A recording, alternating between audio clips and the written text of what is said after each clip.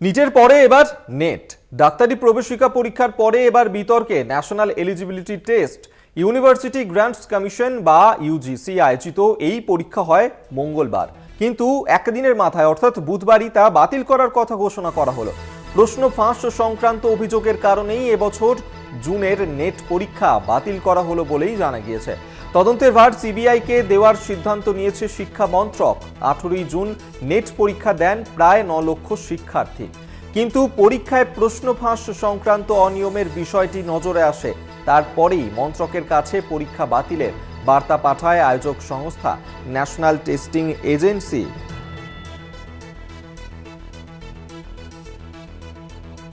আপনাদেরকে আরো জানিয়ে রাখবো যে নিট নিয়ে যেখানে চরম বিতর্ক শুরু হয়েছিল, এবার সেই বিতর্কের মধ্যেই ইউজিসি নেট পরীক্ষাও বাতিল করা হলো। বাতিল করার সিদ্ধান্ত নিয়েছে কেন্দ্রীয় শিক্ষা মন্ত্রক।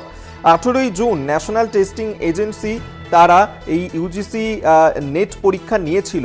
9 লক্ষের ওপর পরীক্ষার্থী এই পরীক্ষা দিয়েছিল, কিন্তু একদিনের মাথায় অর্থাৎ বুধবারই 19শে জুন কেন্দ্রীয় শিক্ষা মন্ত্রক জানিয়ে দিল যে এই পরীক্ষা বাতিল করা হয়েছে।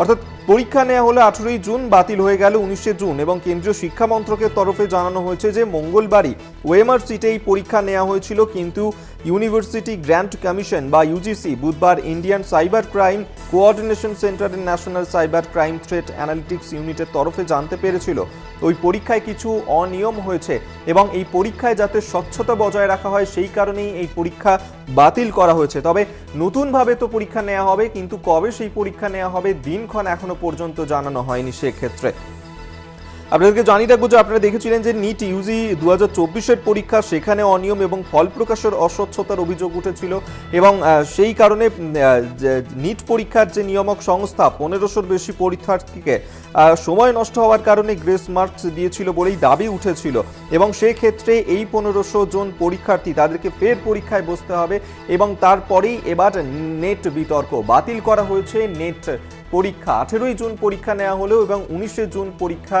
বাতিল করা হলো এবং সেক্ষেত্রে কবে এই পরীক্ষা আবার নেওয়া হবে সেই বিষয়ে কিন্তু স্পষ্ট করে এখনো পর্যন্ত কিছু জানানো হয়নি।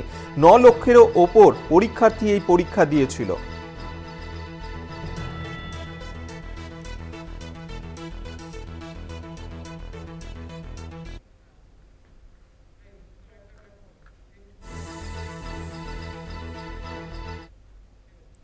বিতর্কে নিট বাতিল, নেট নেপথ্যে বৃহত্তর ষড়যন্ত্রের অভিযোগ তুলছেন বিরোধীরা। মোদী সরকারকে তীব্র আক্রমণ কংগ্রেসের। বিজেপি সরকারের প্রশ্ন ফাঁস তন্ত্র যুবদের জন্য সর্বনাশ। মোদী সরকার কি জবাবদিহি করবে? শিক্ষামন্ত্রী কি দায়িত্ব নেবেন? পোস্ট করেছেন প্রিয়াঙ্কা গান্ধী। এবং শুধু তাই নয়, প্রধানমন্ত্রী নরেন্দ্র মোদী এখনো পর্যন্ত এই বিষয়ে কেন কোনো কথা বলছেন না সেই নিয়েও কিন্তু প্রশ্ন তুলছেন তারা। মোদী সরকার কি জবাবদিহি করবে তারা? যেভাবে একের পর এক এই পরীক্ষা বাতিল করা হচ্ছে, নিট পরীক্ষা বাতিল, নেট পরীক্ষা বাতিল এবং এর নেপথ্যে বৃহত্তর ষড়যন্ত্র রয়েছে এমনই অভিযোগ তুলছে বিরোধীরা। মোদী সরকারকে তীব্র আক্রমণ করেছে কংগ্রেস। বিজেপি সরকারের প্রশ্ন ফাঁস তন্ত্র যুবদের জন্য সর্বনাশ। মোদী সরকার কি জবাবদিহি করবে এর? শিক্ষামন্ত্রী তিনি কি দায়িত্ব নেবেন? এই পোস্টটি করেছেন প্রিয়াঙ্কা গান্ধী।